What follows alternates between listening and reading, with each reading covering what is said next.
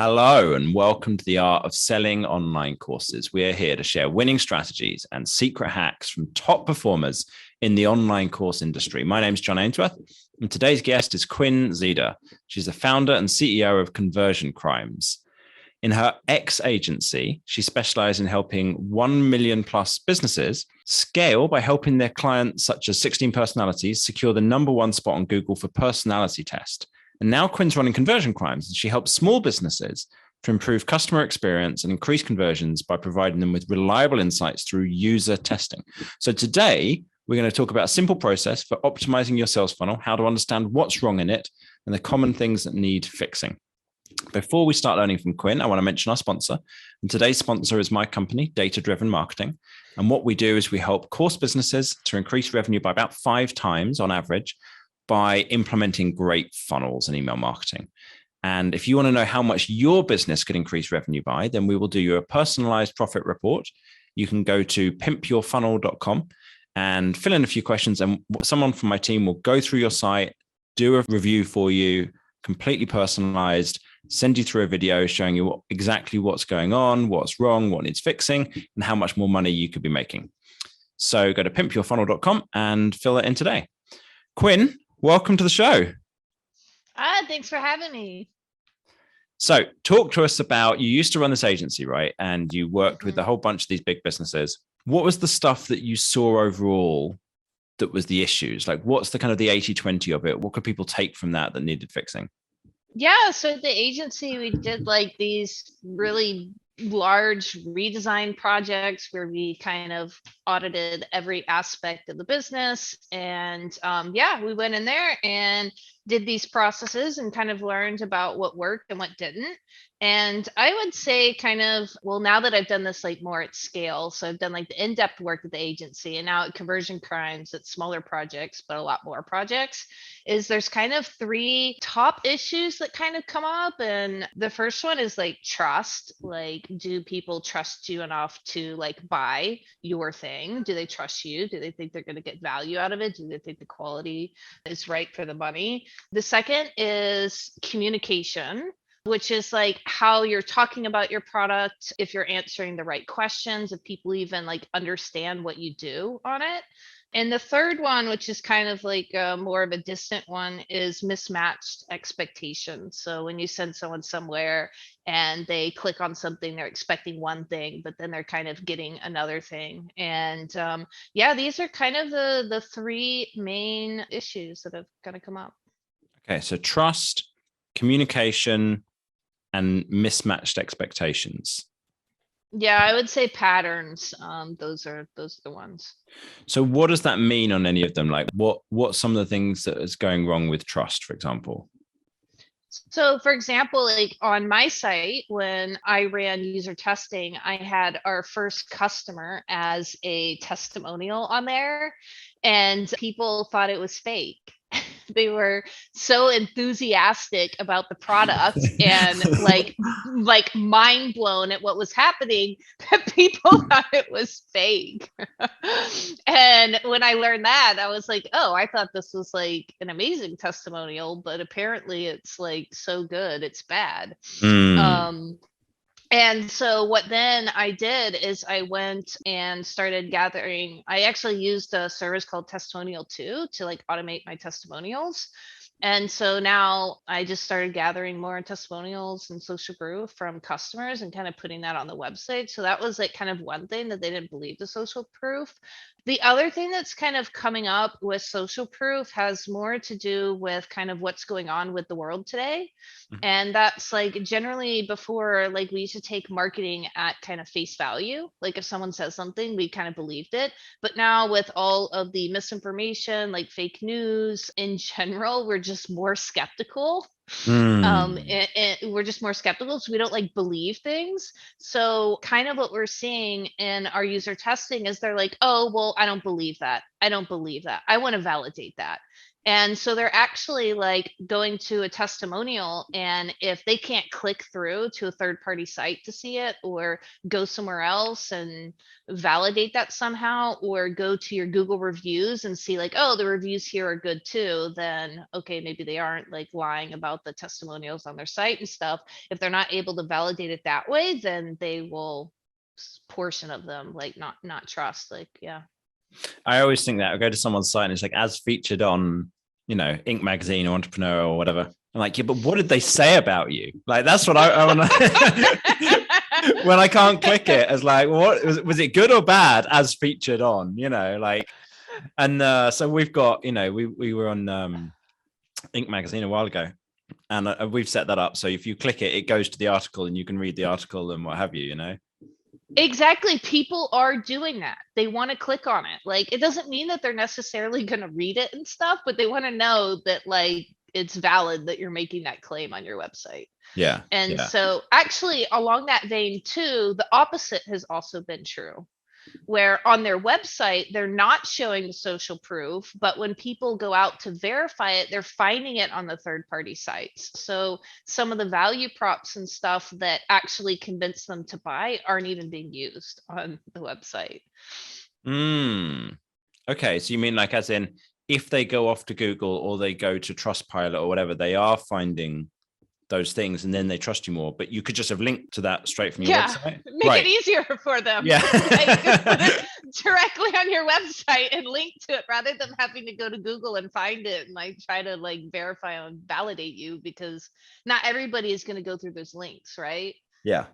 I saw an interesting one the other day. Someone had a graphic from Trustpilot on their website saying 5 stars, excellent.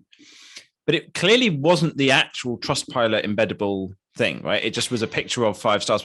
And if you went to Trustpilot and you looked them up, they had 500 reviews and only one of them was bad and the rest were all 5 stars. But it was 4. The way Trustpilot classes that, it was like 4.7 or 4.8. So it's like, okay, so you're amazing. You're absolutely fantastic, but you lied to me. So I'm like, how does that, like, I think I would have preferred to see 4.8 stars and be told the truth than 5 stars and it's not quite true. Yeah, people are picking up on those like subtle nuances and things like that. And also it's just like, you kind of think that bad reviews, so a lot of people, like some of the apps, it's like, okay, anything under 3 stars like don't show. And so consumers know that you're doing this now. And so they're not trusting you for it. So actually, to win back that trust, you have to publish the bad reviews. And actually, we've seen that bad reviews actually do help sales when they're kind of the right bad reviews. Right. So it's like, oh, they're complaining about shipping. Well, that's not a problem with the product per se, or the problem that they're having. They're like, oh, that doesn't matter to me, or something, or so forth, Yeah. Or it's just like, oh, okay, like this person just judged it harshly or whatever. Like they can kind of see that and make their own reflection about it. There's some t-shirt on Amazon, I forget what it is. It's like a wolf howling at the moon or something like this, and it's got these reviews from people saying this product is no good because I bought it and it didn't completely change my sex life, and I didn't like I forget what it is exactly, but it's something like that, where it's like, it's only got 1 star, but they're hilarious. They're like absolutely like, and I don't know how it happened. Like, who ran this campaign to put all these reviews up on? Oh man, yeah, we've seen some like classic reviews. Okay, so that's trust. So the second one was communication. So talk us through that. What's some places where people go wrong?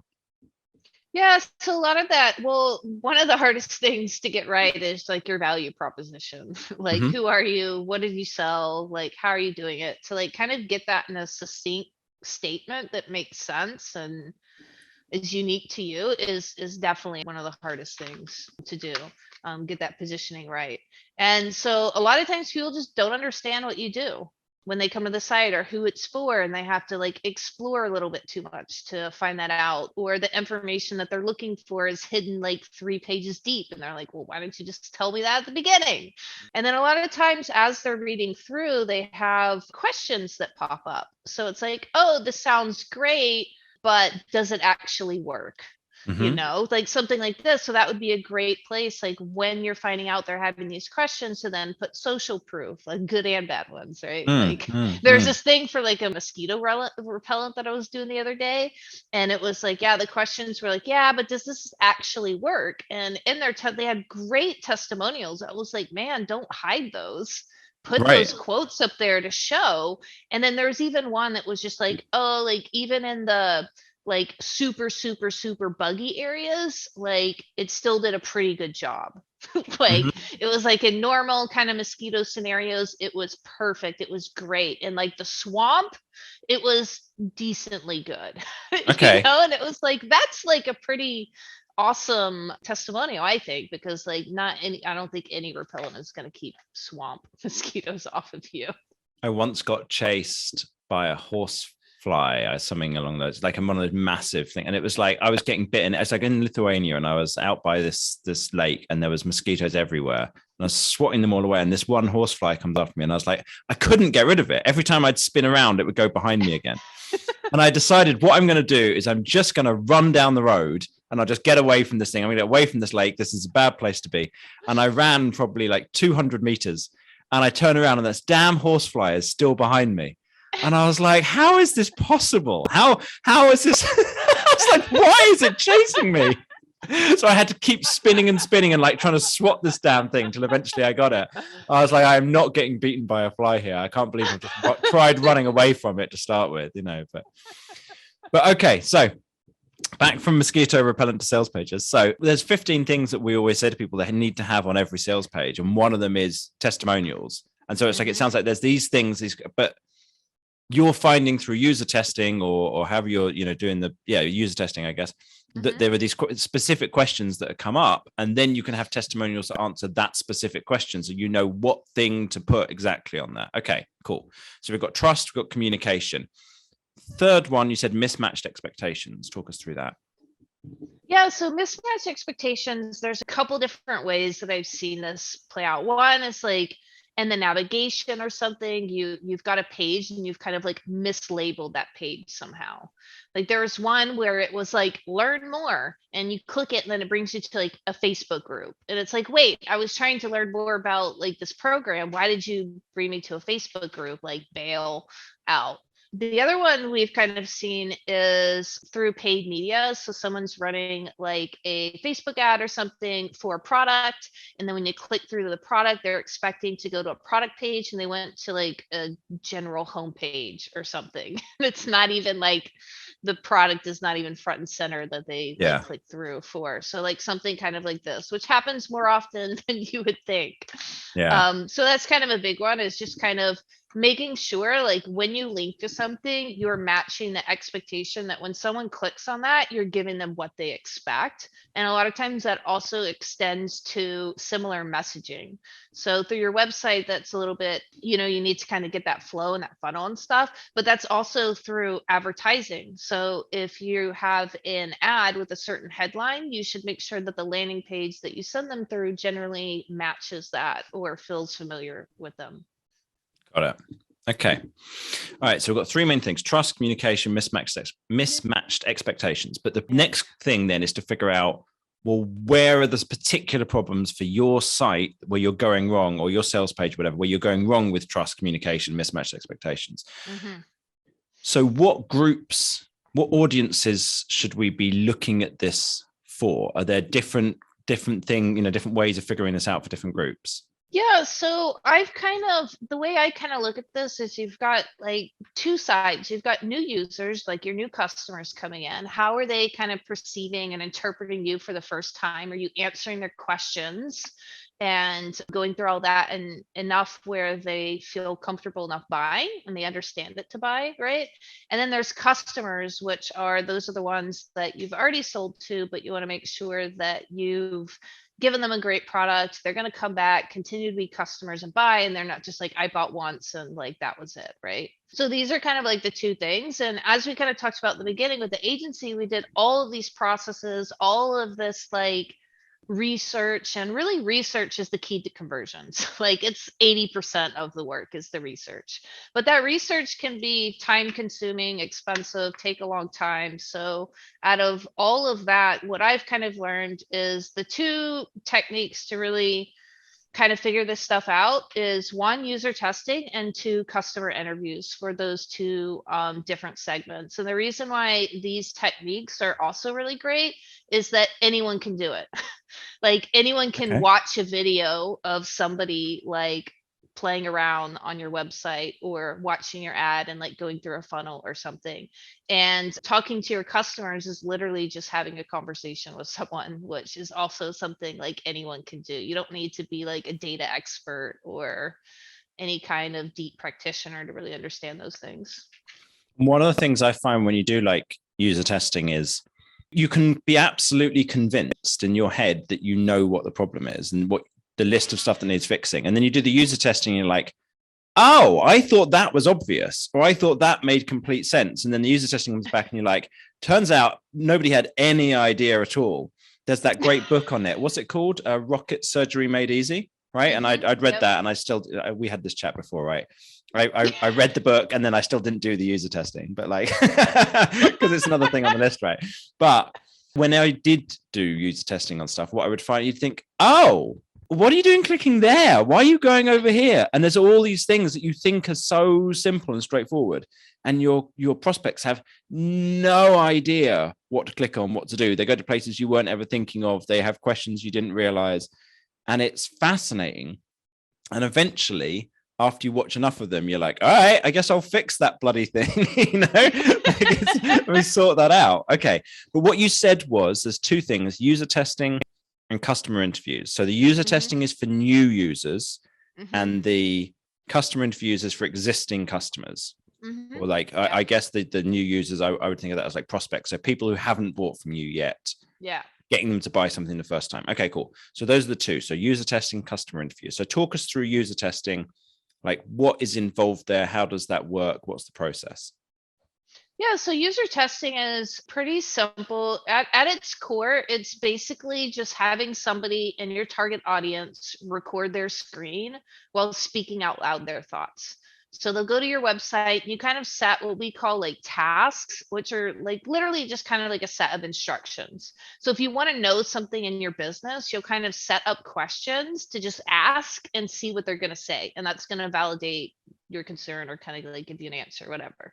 So if you're kind of like, yeah, I don't know if how people perceive the quality of my brands, like when they're kind of going through, craftsmanship is like really important to us. We want to make sure we're being portrayed in the right way. So we'll send them to the website and be like, okay, what's your first impression? Like, what do you think the story is? Like, who's it's for? And like, what do you think the quality of the product is like?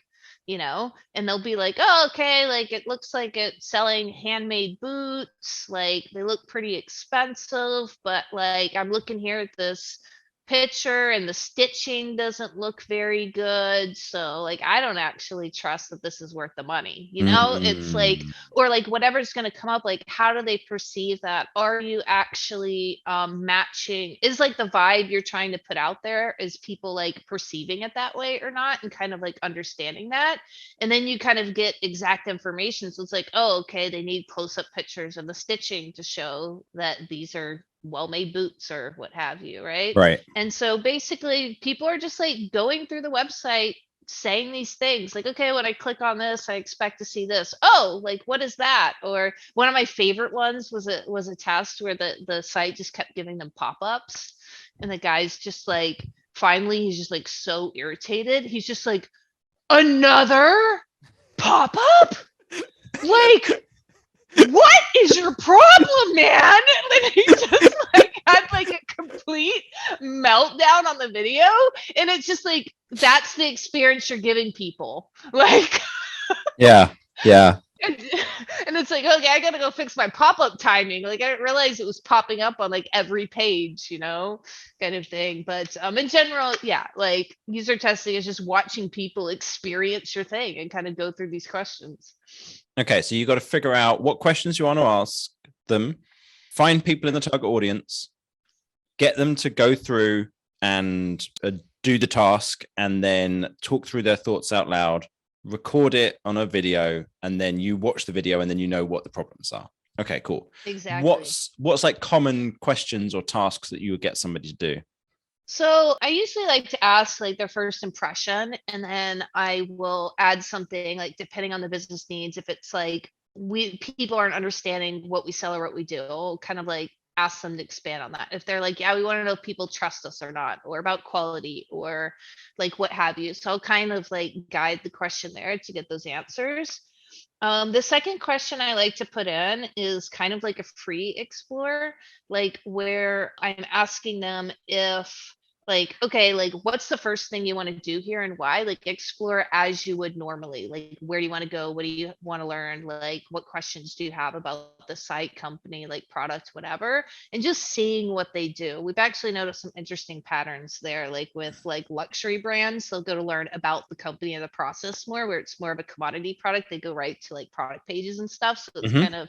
kind of interesting to see what they're doing. And then I usually kind of think about different problems that the business is having. Like, okay, like people are going through my funnel, they watch my ad, they click through the ad, and then they're like bailing at this point of the funnel, and I don't really know why, right? So then I'll ask a question like, okay, like watch the first 2 minutes of this video. Like, what stood out to you? Do you find this company credible? Why or why not? And it's just like kind of figuring out, like, if they're bailing at that point, then it's like have them go through that, watch it, and then give their feedback on it. It's just, yeah, you find out a lot of really valuable information there. Another one that I like to close with kind of goes back to the trust question. I was like, okay, if this is not a test and you were going to buy something from this company, what would you do on or off this website before purchase, if anything?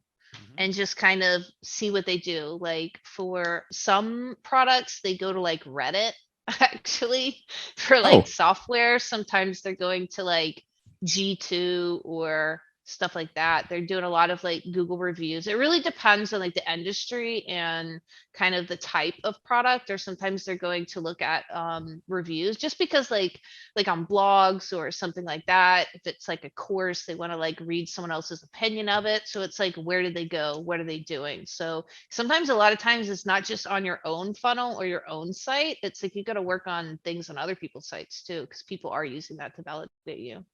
got it. Okay, cool. All right, so that's some ideas about the user testing side of things. How about the customer interviews? Is it the same questions, but just done one to one with existing customers, or is it different kinds of questions with existing customers?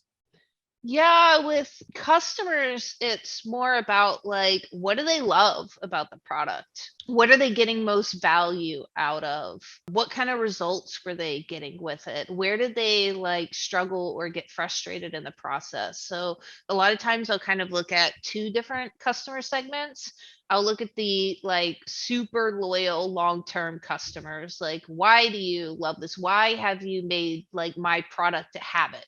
Or Mm. routine, or like a core part of your life, right? Why? What is it about it? This is what I really want to understand here. And the other part is people that are onboarding in like the first like month or so or two, like kind of the first like beginning stages of being a customer. So it's like, how do I get them from like, I tried the product, I get value out of it, to it being a habit and a routine.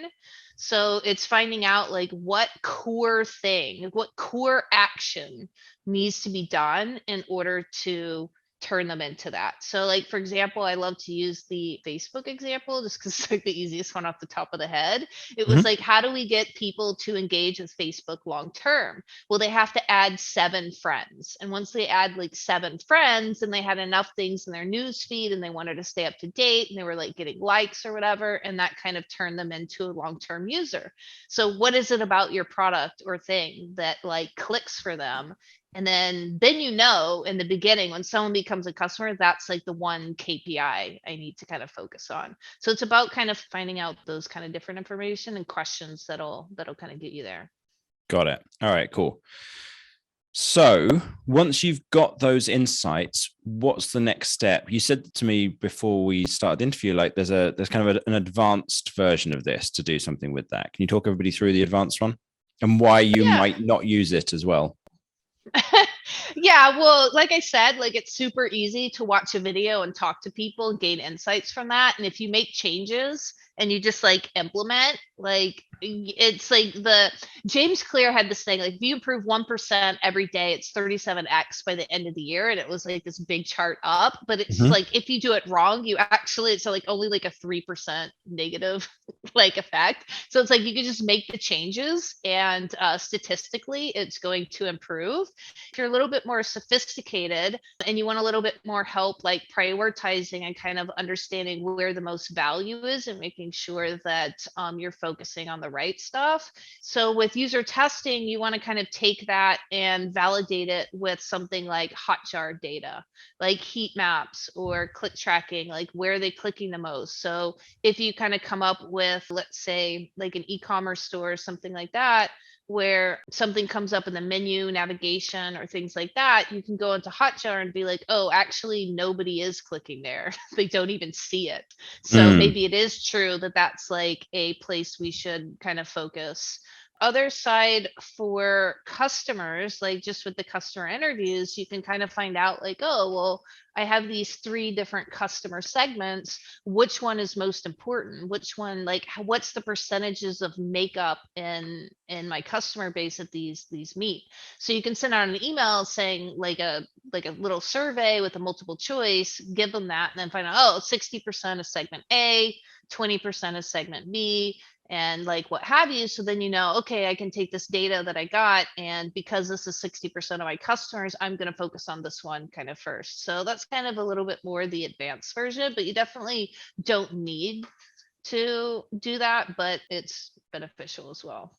Okay. So for added bonus, if you've got capacity to do it, then you do a survey for customers to check the insights and the percentages, and so you can prioritize them. And then with the new users, you're doing Hotjar to see, okay, we think testimonials is a problem that we're lacking that. Is everybody looking at the testimonials section and then leaving the page or something like that, you know?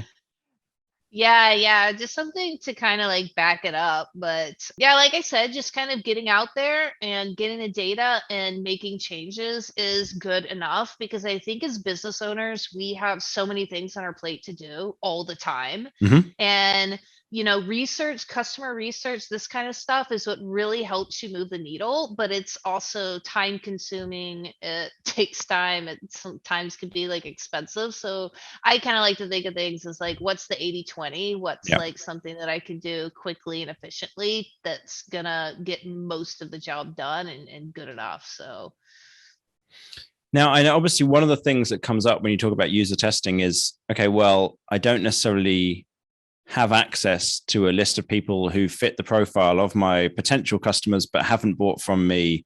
And how do I go through and get all this stuff recorded, what have you, which is kind of why you started Conversion Crimes, right? Which is like, how do you solve that problem and make it easier for people? Because it's kind of been expensive to get somebody else to go and do this stuff for you. So can you talk everybody through like how Conversion Crimes works and like what you're offering, how you help people?